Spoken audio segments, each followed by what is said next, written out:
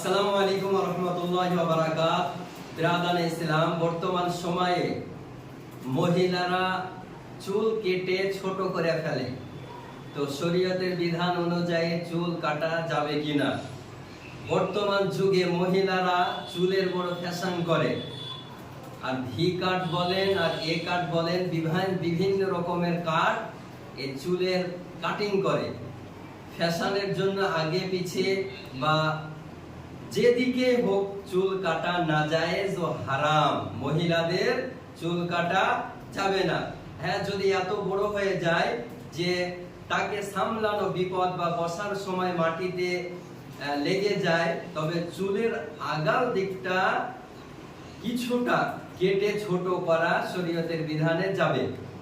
বর্তমান যুগে আপনার চুল এত লম্বা হয়ে যায় না মেয়েদের, যে সেই চুলের ফ্যাশন করে কাটে। এ কাট বলেন, ভি কাট বলেন, এসব কাটিং, কুটিয়া কাটিং যাকে বলে, এই কুটিয়া কাটিং মহিলারা বর্তমান যুগে কাটিং করতেছে। এই কাটিং করা শরীয়তের বিধানে নাজায়েজ, যাবে না। কোন পরপুরুষের দ্বারা মহিলাদের চুল কাটা হারাম। পরপুরুষ দিয়ে মহিলাদের চুল কাটা যাবে না। কাটা চুলেরও পর্দা করা জরুরি। যেখানে সেখানে ফেলে দেওয়া জায়েজ নয়।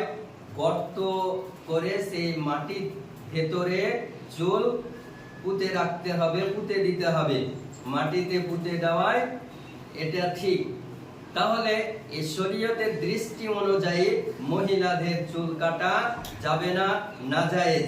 শরীয়ত যদিও মহিলাদেরকে নিজ স্বামীর নির্দেশ মান্য করতে বলেছে, কিন্তু যতক্ষণ পর্যন্ত সেই নির্দেশ শরীয়ত সম্মত হবে, শরীয়তের বাইরে যদি হয় তাহলে ওই স্বামীর কথাও চলবে না। যদি শরীয়ত পরিপন্থী হয় তবে তার নির্দেশ মান্য করা যাবে। সুতরাং যদি স্বামী চুল কাটার নির্দেশ দেয়, তার নির্দেশ মানা যাবে না, যাবে না, যাবে না।